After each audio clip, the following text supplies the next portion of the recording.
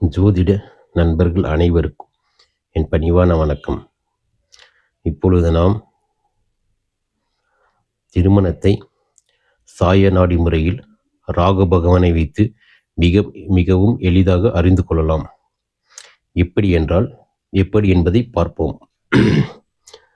பிறப்பு ஜாதகத்தின் மேல் இந்த கோச்சார ராகு பயணிக்கும் காலம்தான் ஒருவருடைய திருமண நாளாக அமையும்.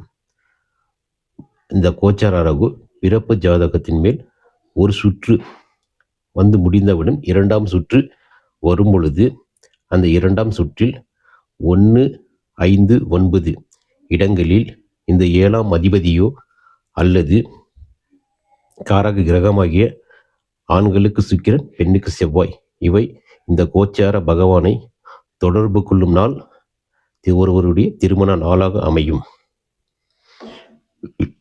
இதை மிகவும் நீங்கள் உங்கள் ஜாதகத்தின் மூலம் அறிந்து கொள்ளலாம். நன்றி.